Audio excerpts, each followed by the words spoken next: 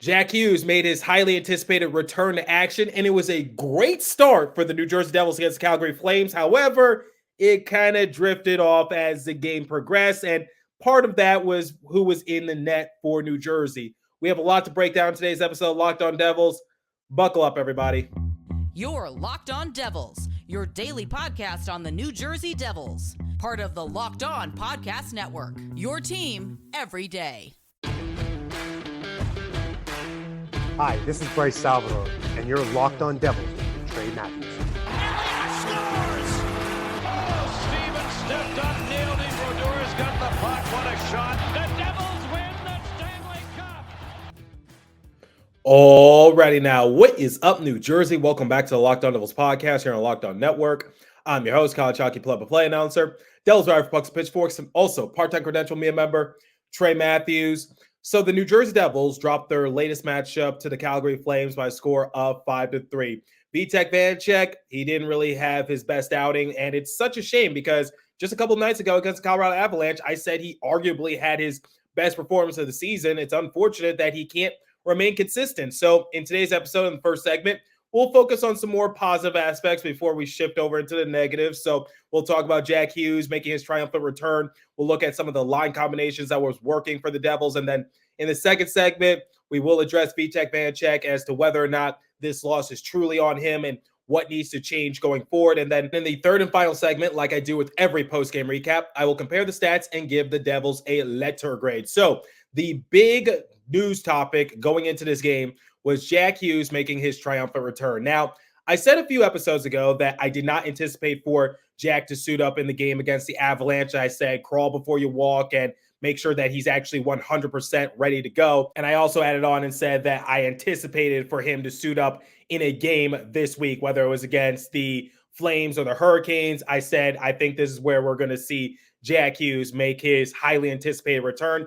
And he did not disappoint. Now, he did not walk away with a point in this game. However, you could tell that the offense just had a different sense of urgency. Like early on, the Devils got off to a really good start in this game. And for the first time in a good while, they scored the opening goal of the game. So we'll talk about that momentarily. But what I liked from the offense, especially early on, they were just peppering Jacob Markstrom. And that was going to be key for them because we'll talk about this momentarily as well. Jacob Markstrom, he's a very good goalie, and it was going to come down to like how many mistakes can the Devils force him to make, because we saw it in this game. He was really good in between the pipes for the Flames, but with Jack Hughes added back to the lineup, the Devils get some more speed, they get more sense of urgency, they get a really good playmaker, but not only that, Jack Hughes is capable of scoring himself. So it's nice that the Devils got their franchise piece back in Jack Hughes, because he's been dearly missed the last month or so, because even if the Devils get their offensive going at spurts when he was off the rink, it was just like you could tell that something was missing, because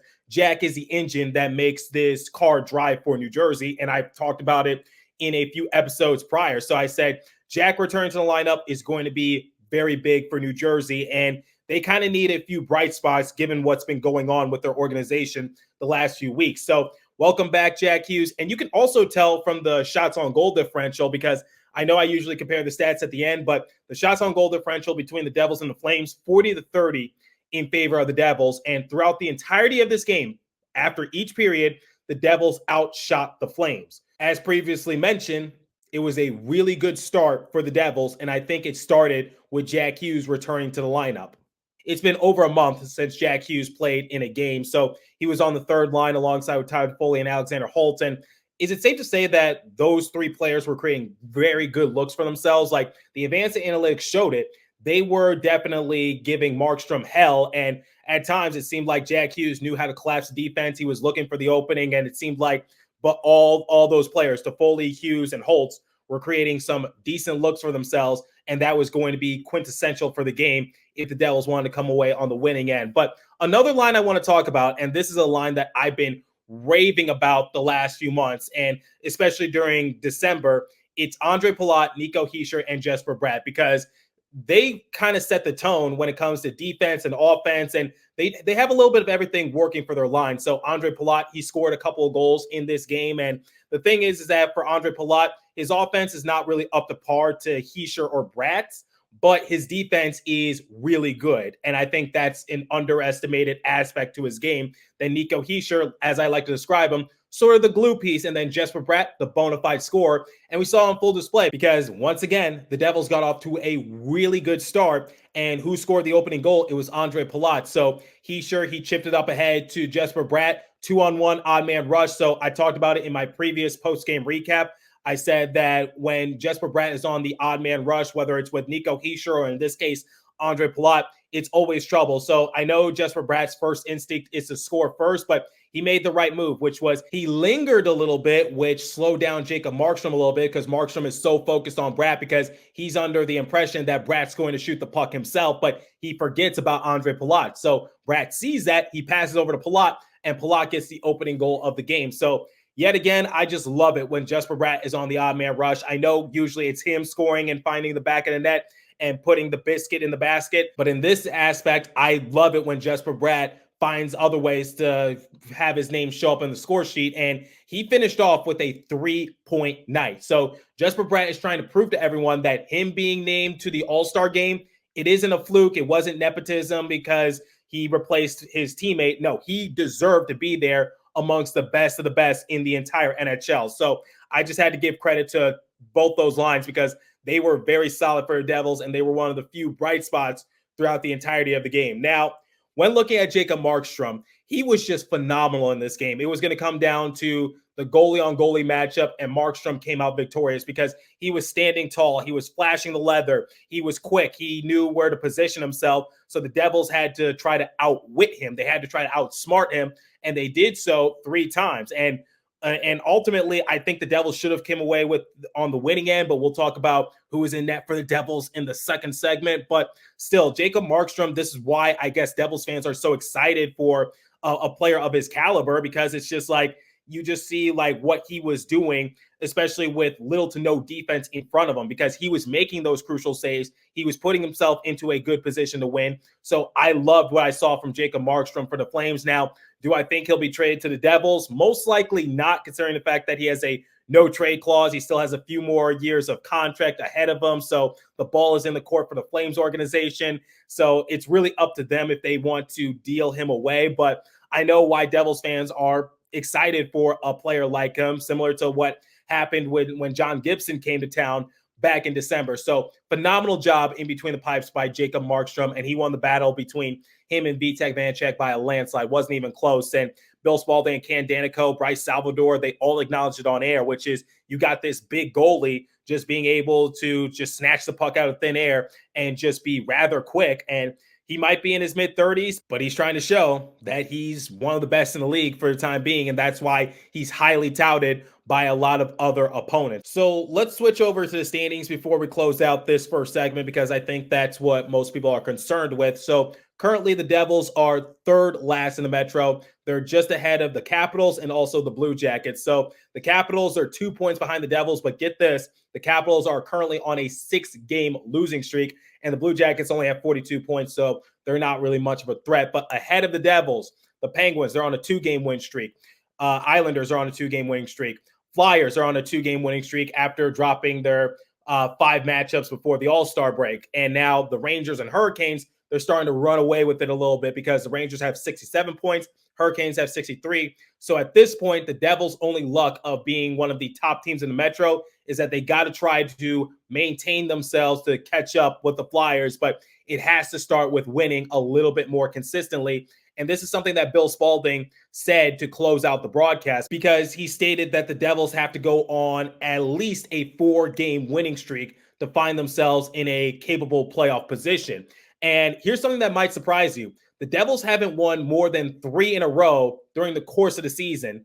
And I looked back at the schedule to see if that was true. And sure enough, it was true. Now, here's the thing. The Devils have won 3 games in a row 3 times so far this season. So it might not seem like that's the most that they've won in a row. But yeah, it's kind of a far cry as to what they were able to do last year. So I don't know what to make of this team, if I'm being completely honest, because how is it that they're able to beat the reigning Stanley Cup champions, Vegas Golden Knights? They're able to beat the Eastern Conference champions, Florida Panthers, the Boston Bruins, and just a few nights ago, the Colorado Avalanche, yet they cannot win against this Calgary Flames team, which, with all due respect, they're on the outside looking in. And that was a main talking point that Bill Spalding and company were bringing up on the MSG broadcast. So my thing is like, you got to try to win these types of games. You can't just win these marquee matchups, because that's not going to generate significant points for you to find yourself in a playoff position. So this has been a major problem for the Devils all year long, which is the games that they're supposed to win, they leave a lot of cheese and lettuce on the table, because these are points for taking. Dropping games against the Sharks, Blue Jackets, and Ducks, that is not a recipe for success. And then dropping these types of matchups against the Flames, because the Flames aren't the best team, but they're not the worst team either. They're sort of that middle of the pack amongst the entire league. You got to try to win those games. So I'm a little confused, if I'm being completely honest. So someone who's smarter than me, give me your insight. Why is it that the Devils are capable of winning these marquee matchups against very good teams in the league, but yet when it comes to like the solid teams, the mediocre teams, or the horrendously bad teams, the Devils just can't rack up the wins consistently? And this is what's going to happen if they miss out on the playoffs and they're just a few points behind. You're going to toss and turn. You're going to look at games like this. You're going to look at the previous 3 games that I mentioned.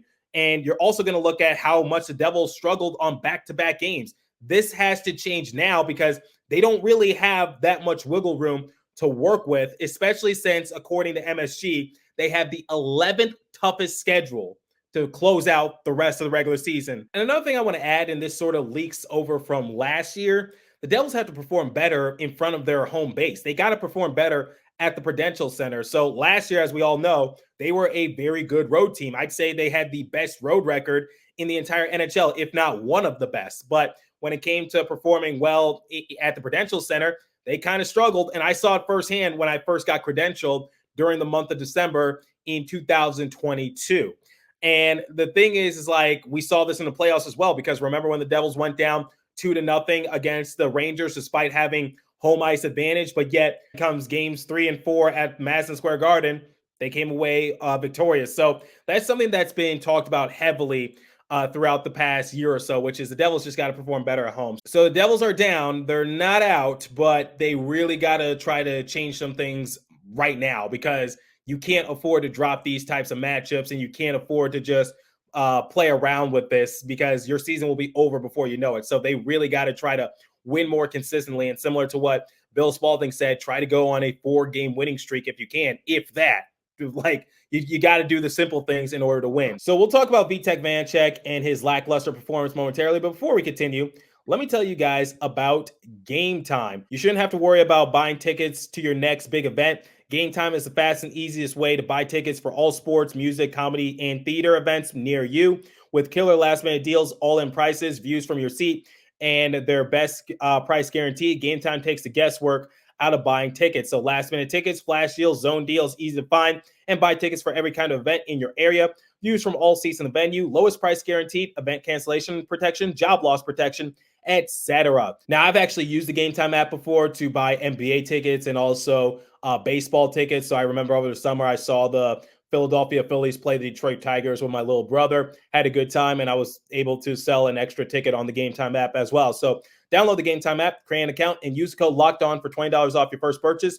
Terms apply. Again, create an account and redeem code LOCKEDON for $20 off.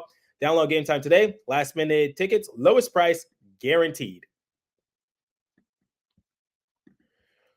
Okay, before we talk about Vitek Vanecek, let's talk about one issue that the Devils need to work on as a team, their power play. Because in their last 17 attempts, the Devils are 0 for 17 on the man advantage. That has got to change, because they got off to a really good start of the season while on the power play. But now they're ice cold. But the one bright side I could say is that Jack Hughes being back into the lineup, it could change some things. So the Devils were able to get a special teams goal because they got a shorthanded goal thanks to Nico Hischier, but that's not a power play goal. I think one of the reasons why they've been struggling so much is because they're not capitalizing on the opportunities that's being presented to them. So 0 for 17 on your previous power play attempts, something's really got to give here. But once again, Jack Hughes being added, and I saw this during the course of the game, seemed like Jack Hughes was really good at facilitating. He was good at calling the plays for Devils, and I think they've had their best chance of scoring a power play goal in a good while. I can't even remember the last time the Devils scored a power play goal. Was it against the Montreal Canadiens when Nick Suzuki got a double minor and the Devils were able to score 2 power play goals during that span? If my memory serves me well, I like I said, it's been that long since the Devils have scored a power play goal. So they really got to fix that. And Jack Hughes being added back, I think will pay huge dividends for them. But yeah, I'm just hoping for the best on the man advantage. Now, let's talk about Vitek Vanecek and his struggles this game. So according to Tyler Blazinski of SB Nation, he actually put out the stats comparing Vitek Vanecek and Jacob Markstrom. So when we look at Vitek Vanecek, expected goals against 2.883, actual goals against 4, goals save above expected minus 1.12. And then on the other side of things, Jacob Markstrom, expected goals against 4.237, actual goals against 3, goals save above expected 1.24. So I've been trying to be very patient with Vitek Vanecek because I remember when Chico Resch appeared on my show recently and he said that the defense in front of Vanecek, in front of Dawes, in front of Schmidt hasn't been all that good this year. And he is right because the blue line is inexperienced right now. They're missing a lot of key depth assets. So I've been trying to be somewhat patient with the Devils' goaltending as of late. But in this game, I got to put the blame on Vitek Vanecek because there were a couple saves that he could have made, and they weren't really all that hard to make. So when we look at the goals that he let up, let's look at the first one to Michael Backlund. Backlund just hit it off of Vanecek's body, and it just bobbled on in. It's like it went off of his shoulder. It went off of Vanecek's shoulder, and the Flames tied the game 1 apiece shortly after Andre Palat got his sweet goal from Jesper Bratt. I'm going to use an analogy that applied for me during my baseball career, which was if the ball hits your mitt, that means the ball was still catchable. So in this case for Vanecek, the puck hit his shoulder, and which means that he could have used his glove to make the save, and he just missed it. So it wasn't really all that tough of a shot. And going into the second period, Vitek Vanecek probably had one of his biggest blunders of the season, but it might not all be on his shoulders. So just bear with me for a second. So what had happened was that Vanecek made the save initially, and the puck just like skeetered right underneath him. Like it seemed like he stopped the puck and the referees were going to blow their whistle and freeze action, but somehow, some way, it just trickled right past him. And all Connor Zary had to do was just bop it on in, and it was 2-1 Flames.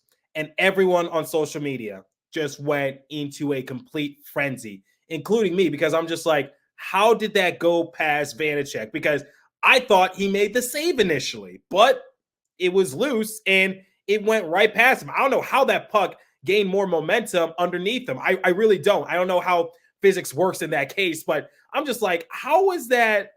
That defies the laws of physics, if you ask me, because it should have been a stoppage of the puck. But anyway, what had happened also was that Santeri Hataka thought the same thing. So he turned his back. He thought the play was dead and there were no whistles drawn. So as soon as the puck is right past Vitek Vanecek, all Zary had to do, once again, was just tap it on in. The Devils couldn't catch a break there. Now, here's the thing. I know that's mostly on Vitek Vanecek, but for Hataka, you got to play until you hear the whistle. You can't turn your back on your opponent. Otherwise, something like that could potentially happen. So I'm not trying to put the blame on Hataka. I'm not trying to say it's 50-50. Vanecek should have made that save initially, but there's this old saying in sports, which is play until the whistle. And unfortunately, Hataka did not play to the whistle, and the Devils had to pay the piper. So continuing on with the game, it seemed like all hope was lost for New Jersey going into the third period because Kevin Rooney, he got his first goal since December 2021 when he was a part of the Rangers. The former New Jersey Devil. Look, Blake Coleman and Yegor Sharangovich, they're 2 of the 3 top point getters in Calgary right now. So if I had to pick as to whether or not Rooney, Sharangovich, or Coleman would score in this game, all former Devils players, if I had to pick who was going to score, I could guarantee you I would not pick Rooney. It would either be Coleman or Sharangovich, and I would just flip a coin. So Rooney getting his first goal in over 2 years, found the back of the net. And it wasn't really all that good of a shot either. He was just sandwiched in between John Marino and Luke Hughes. And all he had to do was just just hit it a little bit. Like, he didn't even get unwind for a full shot. And yet somehow, some way, he was in front of the crease, and that's all he needed. Just nudged it on in. Vanecek has got to make that save. So it's 3-1 Flames. And as I always say, the 3-1 lead is the worst lead in all of sports because no one wants to be the butt end of a choke job on a 3-1 lead. So I was just hoping Devils need a miracle. So Nico Hischier gets a shorthanded goal because Eric Haula, he had to serve time in the penalty box for 4 minutes due to high sticking. And remember, the special teams for the Devils has not been all that good. So Nico Hischier getting that shorthanded goal, especially since Hischier had a chance to try to score in period 1 to put the Devils up 2-0, I believe. That was humongous. So Devils get a shorthanded goal. The rock is bumping, and it seems like all the momentum has shifted back to the Devils because after that Rooney goal, it seemed like the Devils had lost all hope in themselves. And this goes back to what I said about Vitek Vanecek. You've got to make those saves to help out your team. So for Hischier, great. Okay, it's 3-2. There's still plenty of time remaining in the third period. All the Devils have to do is just not let up and not allow the Flames to score even more. But 5 minutes later, Kuzmenko, the newly added Flame, gets his second goal with Calgary, and it was a poor rebound control by Vitek Vanecek once again. And after all that momentum went back to the Devils' way, after that hot start in period 1, everything just went out the door. Because it seemed like that was the dagger through the hearts of the Devils faithful. Because it seemed like no matter what else the Devils could do, it seemed like the Flames were determined to beat the Devils by 2 goals. Vitek Vanecek, we could talk about his rebound control. It's been porous all year long. We could talk about like how it was a fall from grace from the previous game because I said he had one of his best performances of the season. And now this time around against the Flames, he had one of his worst outings of the season. And Lindy Ruff, he usually goes to bat for his goalies. He didn't mince words post-games. He said, you look at what he faced early on, he didn't face a lot. It was a tough night for him. So, yeah, if Lindy Ruff is saying that it's a tough night for Vitek Vanecek or Akira Schmid or Nico Dawes, whomever's in net for the Devils, you know it was a rough night. That was just a tough pill to swallow because anytime the Devils had momentum, it seemed like Vanecek would just allow a soft goal to go past him, and that just took the wind out of the Devils' sail. So I want to be patient with Vitek Vanecek, and I really want to like him. But in this case, this loss is on him because he allowed a few goals that he shouldn't have allowed, and it killed the momentum for his team. And Nico said post-game that they got to play better in front of the net because that post was the Devils' best friend because it could have been a lot worse, but the Devils were tight-roping out of a lot of situations.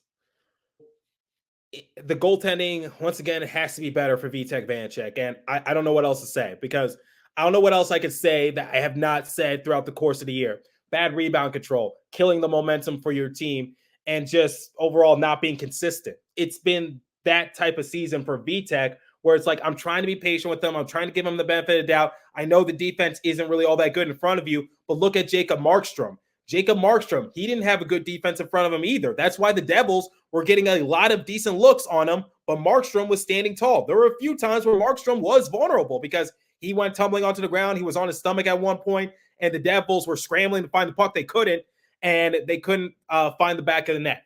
And they, unfortunately, ran out of luck in that sort of instance. So that's just what I want to compare that to, which is, yes, I get it. Defense, sometimes it's not all that good. But if you're a good goalie, you got to make those saves, and you got to try to keep your team in it. Case in point, against the Avalanche. What happened, Vitek? That was one of your best performances of the season. And now against this Flames team that's a mediocre unit, you couldn't even secure the victory this time around. So those are my thoughts on Vitek Vanecek and also what went wrong for the Devils, which was had decent momentum, had decent execution. Jack Hughes seemed to be a big help offensively, but it just wasn't meant to be because they allowed one too many goals that unfortunately they shouldn't have let up. And sometimes you tip your cap to the other team, but in this case, I think the Devils could have made those saves. So I'm going to compare the stats to give the Devils a letter grade momentarily, but before we continue, Let me tell you guys about Indeed. So if you need to hire, you need Indeed. Indeed is your fast matching and hiring platform with over 350 million global monthly visitors, according to Indeed data, and a matching engine that helps you find quality candidates fast. Ditch the busy work and use Indeed for scheduling, screening, and messaging so you can connect with candidates faster. So I'm sure if you make some extra money, you want to start your own business, Indeed is the go-to place for you. I've actually found a few jobs myself on Indeed. That's how I've gotten a few play-by-play gigs. So listeners of the show will get $75 sponsored job credit to get jobs more visible at Indeed.com/locked on. So just go to Indeed.com/locked on right now and support our show by saying you heard about Indeed on this podcast. Indeed.com/locked on. Terms and conditions apply. Need to hire? You need Indeed. And now, let me tell you guys about Robinhood Retirement. Did you know that even if you have 401k for retirement, you can still have an IRA?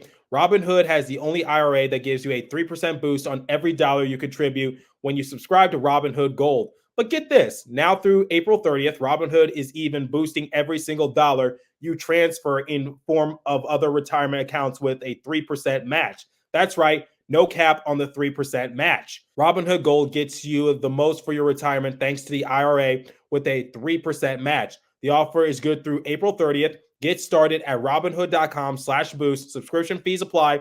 And now for some legal info. Claim as of Q1 2024 validated for Radius Global Market Research. Investing involves risk, including loss. Limitations apply to IRAs and 401ks. 3% match requires Robinhood Gold for 1 year from the date of the first 3% match. Must keep Robinhood IRA for 5 years. The 3% match on transfers is subject to specific terms and conditions. Robinhood IRA available to U.S. customers in good standing. Robinhood Financial LLC, member SIPC, is a registered broker-dealer.